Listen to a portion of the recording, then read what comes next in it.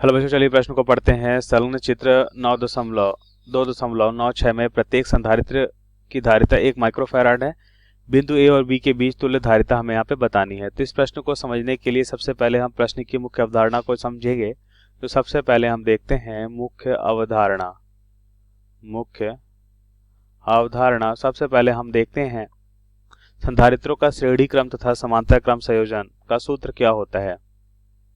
संधारित्रों का श्रेणी क्रम तथा समांतर क्रम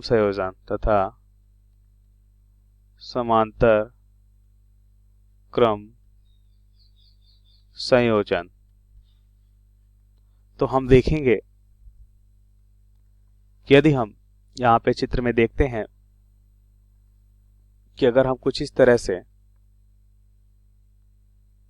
संधारित्रों को लगाएं, इसमें से संधारित्रों का अगर मानते हैं C1, C2, C3 क्या है, इनकी धारिता है, तो ये संयोजन श्रेणी क्रम संयोजन कहलाता है। इसकी तुल्य धारिता क्या होती है, इसे हम लिख सकते हैं 1/C इक्विवेलेंट तुल्य धारिता, माने यह हो जाएगा 1/C1 plus 1/C2 plus 1/C3। ये सूत्र होगा, और भी है तो ऐसे में और जोड़ सकते हैं। तो ये कहलाता है श्रेणी क्रम संयोजन। ये कौन सा संयोजन कहलाएगा, श्रेणी क्रम संयोजन कहलाएगा। अब हम देखते हैं समांतर क्रम संयोजन। तो समांतर क्रम संयोजन में हम क्या देखेंगे कि यदि हम कुछ इस तरह से संधारित्रों को लगाते हैं कि इनके मध्य विभव क्या हो जाता है, समान, तो ये संयोजन जो होता है वो क्या कहलाता है, ये संयोजन कहलाता है संधारित्रों का समांतर क्रम संयोजन। ये कहलाएगा समांतर क्रम संयोजन। तो यहाँ पे अगर तुल्य धारिता देखें तो क्या हो जाएगा, अगर इनकी धारिता C1, C2 और C3 है तो जुड़ जाएंगी, मतलब C1 plus C2 plus C3 हो जाएगा। इनकी तुल्य धारिता क्या हो जाएंगी, जुड़ जाएंगे। अब प्रश्नानुसार उत्तर को समझ लेते हैं। तो हम यहाँ पे देखेंगे उत्तर को।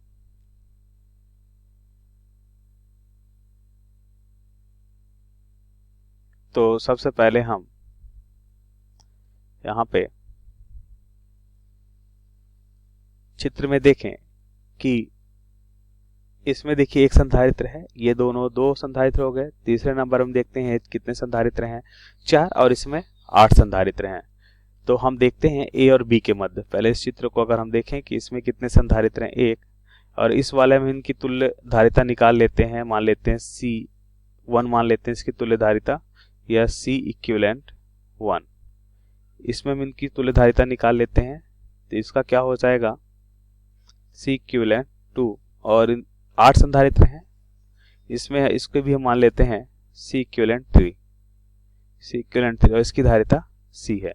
जो जिसका मान हमें कितना दे रखा है, सभी का मान दे रखा है C बराबर 1 माइक्रोफैराड दे रखा है, और उनके मध्य A और B लगा हुआ है। तो पहले तो हम देख लेते हैं कि C इक्विवेलेंट 1 पे अगर देखें तो ये कैसा संयोजन होगा। यह संयोजन हो जाएगा, हमें मालूम है कि यह संयोजन कैसा होगा, श्रेणी क्रम संयोजन होगा। तो श्रेणी क्रम में क्या होता है, 1/C1 प्लस 1/C2, तो ये जुड़ जाएंगे, और इस तरह से हमें क्या मिलेगा, हमें यहाँ पे मिलेगा, यह हो जाएगा 2। तो इस तरह से हम देखेंगे C इक्विवेलेंट क्या मिलेगा, 1/2। इसी तरह से C इक्विवेलेंट 1 है, ये C इक्विवेलेंट, तो इसमें कितने संधारित्र हैं, 4 हैं, तो 1 क्या हो जाएगा, 4 हो जाएगा। और इसी तरह से C इक्विवेलेंट 3 में देखें तो क्या हो जाएगा, ऐसे ही 1/1 प्लस 1/1 प्लस 1/1 हम करेंगे तो हमें क्या मिलेगा, 1/8 मिलेगा, और सबका मान माइक्रोफैराड में होगा। तो यहाँ पे हमने इनका श्रेणी क्रम संयोजन देखा। ये सभी कैसे संयोजन है, श्रेणी क्रम संयोजन है। तो यहाँ पे लिख लेते हैं कि ये सभी संयोजन थे श्रेणी क्रम संयोजन से, इसे हमने हल किया है। अब हम देखेंगे कि अब ये चारों कैसे दिख रहे हैं, समांतर क्रम संयोजन। तो अब समांतर क्रम को समझ लेते हैं। समांतर क्रम संयोजन, तो समांतर क्रम संयोजन में हम देखेंगे कि C इक्विवेलेंट ए और बी के मध्य क्या मिलेगा, सभी जुड़ जाएंगे। इसका मतलब जैसा कि मुख्य अवधारणा में हमने देखा कि क्या होते हैं, समांतर क्रम में जुड़ जाते हैं। तो C प्लस सी इक्विवेलेंट 1 और C इक्विवेलेंट 2 और अंतिम वाला क्या हो जाएगा, C इक्विवेलेंट 3। तो यहाँ पे हमें मिलेगा, ये हो जाएगा 1 प्लस 1/2 प्लस 1/4 प्लस 1/8। इसे हल करने पे हमें क्या मिलेगा, ए और बी के मध्य तुल्य धारिता हो जाएगी। यहाँ हमारा 8 क्या हो जाएगा, एलसीएम हो जाएगा।